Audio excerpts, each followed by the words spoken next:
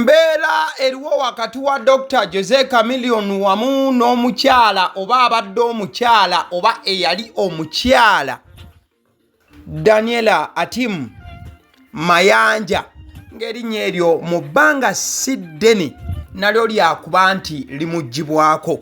Eyayimba omukwano gunyuma bwe guba gutandika wabula bwe gukula gumanyi okubowamu.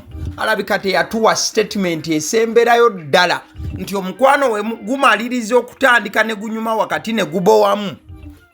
Ate eri emabega obugumiikiriza we buba buganye kiki omuntu kyalina okuba ngazzaako. Mukazi wa Chameleon kyazizzaako omuntu kyalina okuzzaako oba sitiru alina okusigala ng'agumyegumyemukko nga Samali Matovu bwe yayimba era n'abiraba. Mukwano gwange, omukwano ogubadde gutojjedde emyaka egisukka 17 bweddu n'okweyongera mu maaso wakati wa Dr. Jose Chameleon oba goyinza okuyita Yosefu Mayanja wamu n'omukyala Daniela Atim oba goyinza okuyita Daniela Mayanja. Kulabika nga kati gutuuse we gusinga okubeera nga gunakuwaliza oluvannyuma lw'okuba nti mukyala wa Chameleon Daniela agenze mu Kooti n'asaba Kooti emuyambe emutagguluzeeko olugube lw'omusajja. Agamba nti Kooti emuyambe emutaawuluze Chameleon baawukane. Waliwo abatera okukozesa kiri nti ng'agatuula nti baawukane buli omu agende bibye, babeere nga abatabeerangako mu mukwano, babeere nga abatakubangako birayiro mu kyaki. Ebyokufa kwe kuli twawukanya mu nnaku ne mu ssanyu, empewo, enkuba, omusana, kibuyaga, byonna kabijje tulisigala ffenna. Ebirayiro ebyo ababiri baabikuba. Wabula Daniela agamba nti nze bwe nakubira ebirayiro saategeera nti akasajja kalituuka ne kakyuka bannange. Omusajja nandekerera okumala ebbanga lya myaka 5. Woba ggwe nga ggwe mukyala mufumbo, omusajja n'akulekerera okumala emyaka 5, deserting you for 5 years. What exactly could you do? Daniela ng'abuuza. Petition eno egudde kuba amawulire yateekebwayo ng'ennaku z'omwezi oba eriko ng'ennaku z'omwezi 2 March omwaka 2025 guno gwennyini gwe tuliko oba guno gwennyini gwe tulimu. Era nga petition eno yatwalibwa ku family division eya High Court oba ku kooti enkulu side eyo ekwasaganya ebya family. Daniela yewe yalopa nagamba kati omusango kangu twale direct mu kooti enkulu teriyo byakudda dda wano simanya ate biki. Mukyala wa Chameleon bwe yalinga alopa omusango guno ogw'okusaba kooti ebakkirize baawukane era divorce ebeewo, yayita muba wa Mmimbi Advocates and Solicitors era ng'ezimu ku nsonga omukyala ono zaawa lwaki ayagala okubeera nti ayawukana ne Dr. Jose Chameleon mwe muli ensonga y'okuba nti omukulu abadde yeebulankanya nga tabeerawo ku lwabwe nga nekikwatagana n'ebyokuba nti abasapootinga akina kuteekayo kasente obugabirizi wano na wali byonna. Daniela agamba nti Chameleon abadde tabikola era mukadde keekamu. Daniela agamba nti kino kyamuleetera okusigala mu mbeera y'okuba nga tali bulungi okakana ng'agenze ne mu depression. Okitegedde nti Chameleon yatuusa Daniela okugenda mu depression olw'ebyo bye yali akola naddala ebbanga lye babadde bamaze nga bali mu bufumbo naye okusingira ddala emyaka 5 egisembyeyo. Daniela mukadde keekamu agamba nti omuyimbi Dr. Jose Chameleon abadde yalemererwa okuba nti abalaga omukwano nga family yadde okulaga okufaayo n'okulaba nti abalabirira mu ngeri egwanidde. Era agamba nti ekyengeri Chameleon okuba nti abadde tabalaga laavu kino kibaleetedde nnyo okubeera nti kibatuusa ku ssa. Era Daniela okusabirira nti buno tebukyali bufumbo, wano tewakyali kyenkuuma, ebintu tubiyuzeemu bannange tubireke, obufumbo buggweewo. So Daniel agamba nti okusinziira ku kyokuba nti omusajja omukwana abadde takyagumuwa oba takyagumulaga wamu n'abaana, agamba nti wano tewakyali chansi yonna ey'okubeera nga ababiri balinayo yadde sekendi ey'okuddiŋŋana oba ey'okuddamu okubeera mu mukwano awamu. Era mu bimu bye yafayirinze mulimu statement egamba nti there is no collusion, connivance as to the dissolution of the marriage between us. Tewasobola kubanga wabaawo embeera yonna sobola okubeera nti bano baddamu okubaako n'enkwatagana. Wabula njagala okujjukizaako omulabi nti wali owuliddeko omwami anoba oba omukyala anoba mu mwezi gumu 2-3 n'adda. Guno nno si gwe mulundi ogusoose okubeera nti ababiri omu akuba munne mu mbuga z'amateeka obanga abaako engeri gye yeemulugunya eri munne. Omwaka gwali gwa 2023 omwaka gwali gwa 2023 Daniel oyo yennyini yalaga nti yali wakukola divorce oba yaweereza divorce notice ng'agamba Chameleon nti mpulira nze ekintu si kyakisobola kino eky'obufumbo, okwawukana kwandibanga kwe kusinga mu 2023. Era omukyalo ono yali anenya Chameleon okubeera omwenzi, era ng'agamba nti Chameleon yali takomye kubeera nti akola bwenzi wabula n'obukambwe nti yali mukambwe n'engeri gye yali yeeyisa nti yali violent mu mbeera emu oba endala. Wabula bw'oba weetegereza Dr. Jose Chameleon wamu n'omukyala Daniela Atimu oba Daniela Mayanja bano bagattibwa ennaku z'omwezi zaali 7 omwezi gwa Juni omwaka 2008. Mujja kujjukira bulungi helikopita yatawuka ebbanga ebyo tebyakoma mulimba mukwalo gwa ebintu byali bya ddala. Ku lunaku olwo helikopita yatawuka ebbanga wali ku St. James Catholic Parish biina Mutungo. Mutungo biinaawo helikopita yatawuka ebbanga ku St. James Catholic Church we bagattira ababiri bano. Era ojja kujjukira batandika okubeera Seguku awo ng'omukyala n'omwami. Ennyumba eyo nno gy'olaba mu bifaananyi Chameleon wamu ne Daniela mwe batandika okuba nga babeera era ne batambuliza obulamu. In fact mu bimu ku byafayiringiddwa ennyumba eno omukyala ayagalidde ku sayidi ye asobole okuba nti atambulizaawo obukuumi bw'abaana n'abaana okuba nti balina ensibuko oba amaka ge batuukiramu olw'ensonga nti tebali mu Uganda. Dr. Jose Chameleon wamu ne mukyala we Daniela kati agamba nti ebyokumuyita mukyala Chameleon takyabyetaaga. Abaana bazaala 5 bweddu era mu maka gano ojja kujjukira mwana mulenzi oyo Aba eyavaayo gye buvuddeko ng'alina engeri gy'atabukira kitaawe. Waliwo Alpha, waliwo Alba, waliwo Ama, waliwo n'omulala amanyiddwa nga Zara. So ennyumba eno nayo mu byayogeddwako omukyala ayagalidde mu mikono gye. Ayagala kooti obufumbo bwo ebusaanyewo buveewo ate kooti emukkirize emuwa abaana bonna nga yabavunaanyizibwako. Mukadde ke kamu ayagala n'ennyumba eno gy'olaba ku screen, ennyumba esangibwa e Seguku nayo emuweebwe ebeere emikono gya Daniela asobole okubeera nti asobola okufuna akasente akalabirira abaana. Ate era mukadde ke kamu ne bikwatagana n'amateeka oba ensimbi omukyala z'ataddemu ayagala kooti eziteeke ku sayidi ya Chameleon. Chameleon yaba azisasulira singa omusango gukka Chameleon mu V. Ebintu si byangu n'akamu n'akeddagala. Wabula wookeberako ne weetegereza ku sayidi ya mwana mulenzi amanyiddwa nga Dr. Jose Chameleon. Chameleon ebbanga lyonna abadde nga asirika bwe kituuka ku bibuuzo ebimubuuzibwa naddala ku bikwatagana ku famire ye wano na wali.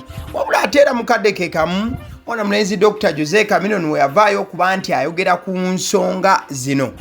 Annyonnyola bulungi nti ye kennyini yeyakkiriza mukyala we Daniela okubeera nti ayolekera mu United States of America mu budde bwe bumu n'okubeera nti atwala abaana. Ate era Chameleon agamba nti yateekamu ddala ssente kebere Nyumba mwe baali babeera mu America awo naki byonna Dr. Jose Chameleon yateekamu akasimbi. Wabula Chameleon era mukadde ke kamwannyonnyola nti bano we bagenda mu America ebizibu ebyatandika okubeera nga bijjawo.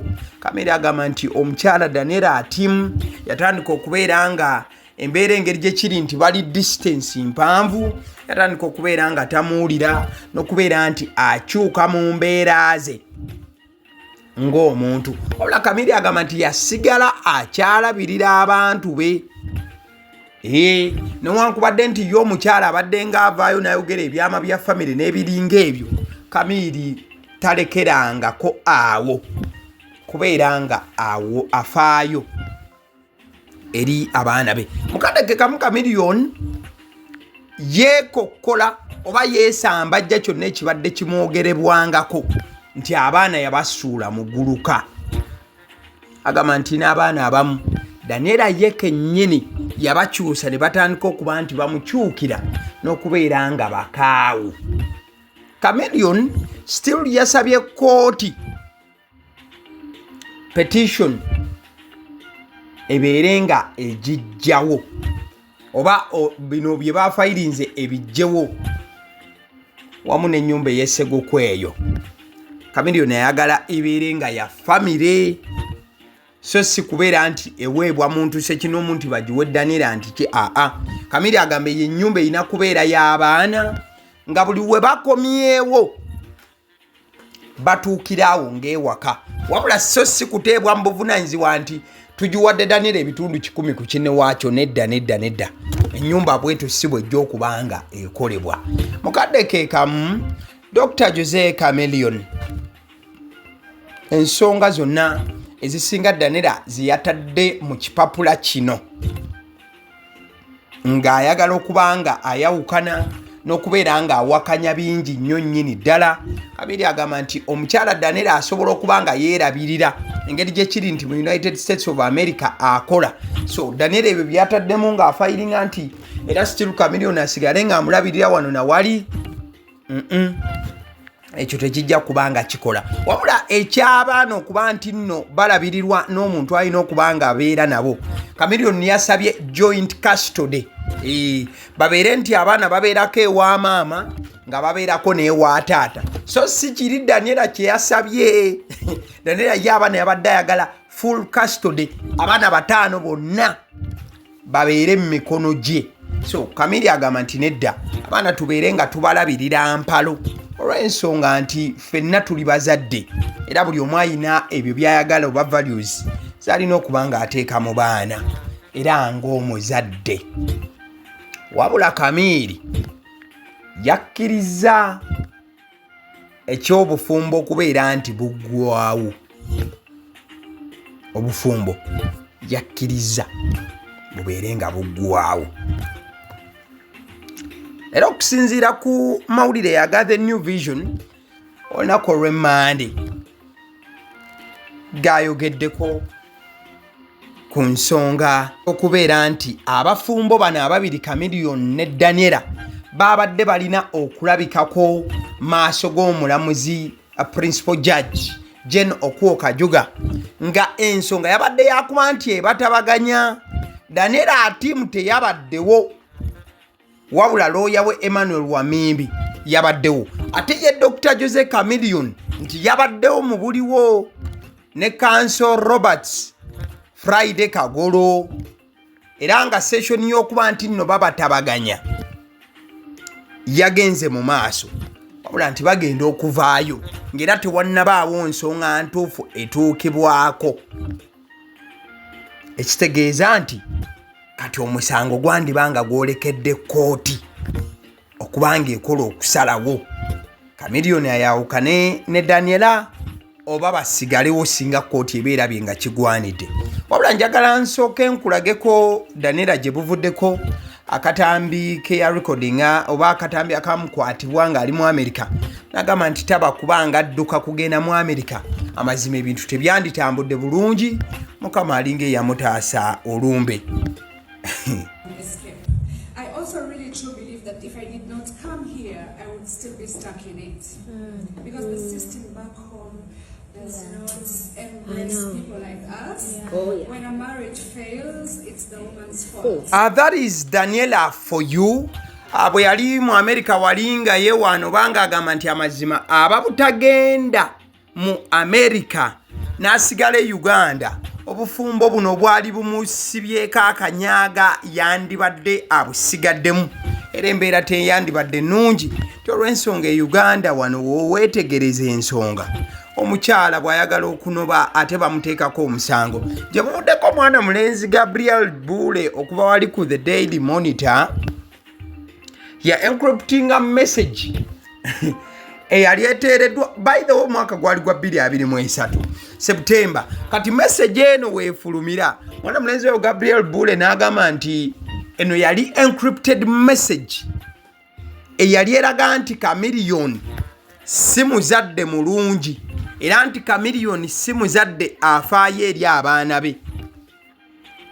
Olw'ebigambo bye yali Daniela awandiise bwe yali abiweereza mutabani we. Era Gabriel yagamba nti this is basically an encrypted message to tell all the concerned that are concerned that Chameleon is not a supportive parent. Words like great father, great husband are not innocent. Nti obubaka Daniela bwe yali awandiise mu message eno yali abuwandiise kulabisa Chameleon nti si taata mulungi. Wabula bino bya mwaka gwa 2023 okategedde bulungi. Kyokka ng'ate Chameleon yali yakinnyonnyola nti yagulira Daniela n'abaana ennyumba mu America. Obaka bw'olaba ku screen era yali abuwandiikira mutabani we ng'amugamba, dear son, one day you and I will sit under a bonfire and talk about it all. We shall talk about your cold dingy basement room that flooded every spring. We shall talk about how I went to jail for several days without return and left you in charge of your siblings plus an infant. We shall talk about how I so badly wanted you and your siblings to be able to drink milk every day. We shall talk about how I took up to 2 full-time jobs because I wanted you all to go to good schools. Kati omukyala Daniela yawandiika obubaka ng'alaga nti yalabirira abaana bano era nti ne mu America akola emirimu ogusukka mugumu. Ekyali kitegeeza nti Chameleon talina kyakola yadde okubaako obulabirizi bwabwa abaana ne mukyala we. Era mukadde ke kamu Daniela emabega kaawo azze aneneŋŋana nnyo ne nnyazaala we era abadde ng'akola posi ezisooka nnyazaala we. Posi eyo giraba yakolebwa Menge ennaku z'omwezi 3/2024. Yagamba nti dear ex-Mil, let this be your reminder that I don't like you too and I will not apologize for that. Let me repeat it again. Nange sikwagala ate toyina ky'oŋŋamba. Daniela yali agamba nnyazaala we, dear ex-mother-in-law, let this be your reminder that I don't like you too. Kino kijjukire nti nange sikwagala ate sijja kwetonda. Kankiddemu ne mu Luganda, nange sikwagala ate toyina ky'oŋŋamba. Bigambo byali bya Daniela. Mukazi azze awanda obusagwa nga mukambwe tasalikako musale. In fact, March w'omwaka ogwo gwennyini ogwa 2024 Daniela y'omu yayogera ku mbeera y'okuba nti yali ayisibwa mu domestic violence e Uganda. Era yawandiika ng'agamba nti ali mu Minnesota n'abaana be 5 era n'agamba nti essuubi lye lyonna yaziddiza mu Kristo Yesu. N'agamba nti ebbanga lye yali e Uganda teyali social. I wasn't social. nti yali teyeeyagala era n'agamba nti yamala ebbanga mu budde obwakazigizigi. Yali ayogera ku mbeera y'okuba nti Mukama yamutaasa n'agenda mu Amerika. Era bwe yawandiika mu March wa 2024 yagamba nti she sought asylum in USA, nti mu Amerika yagendayo kufuna bubudamu olwa domestic violence, nti gye yagumira okumala emyaka 16. Okategedde bulungi. From many things, including domestic violence that I endured for 16 years. I'm a single mom with 5 kids on my own. Yalaga nti ye single mother ow'abaana 5 era yababeererawo baliwo ku lwabwe. Ebyo yabiwandika March w'omwaka 2024 ku mukutu ogwa Instagram.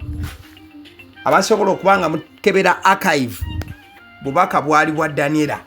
Still obwali bulaga nti Chameleon talina kyakola nga taata. Okusinziira ku Daniela bagamba tosala gwakawala nga tonnawuliriza gwakalenzi, era n'ogwakalenzi togusalanga ng'ogwakawala tonnaguwuliriza. Ababiri kati bali ku ndeboolebo yakuba nti baawukana kubanga balinda kooti kusalawo ku divorce y'ababiri bano. Dr. Jose Chameleon ate era wamu n'omukyala Daniela Atim oba abadde ayitibwa Daniela Mayanja. Erinnya lye yafuna wali ku church Mutungo Biina, omusumba we yabagattira. Ebyabaagalana tosaayo kikyo. Honey bites bano bakugamba nti balina package ez'abaana abadda ku masomero oba ogenda ku vidi kukyalira mwana.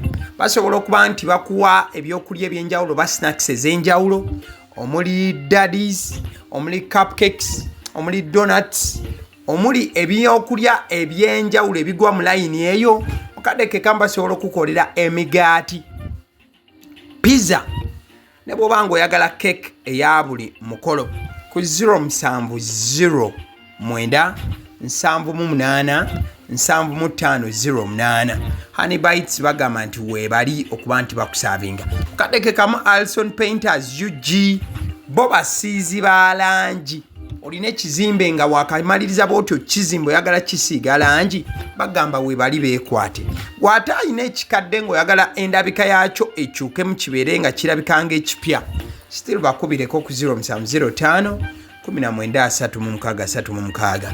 Abasiddiyo omusunsuzi eddoboozi eritudde emabega w'omuzindaalo, era nga YouTube channel kwoli eno si ndala ngamba eno yennyini eyagaliwo. Kati kyolina okuba ng'okola mukwano gwange kyangu nnyo, just get abaso okuba nti olikinga video eno. Like this video, at the same time sharinga, commentinga kikyolowooza ku byonna by'owuliriza mu video eno. Abasiddiyo omusunzi erinnya, thank you, mwebale.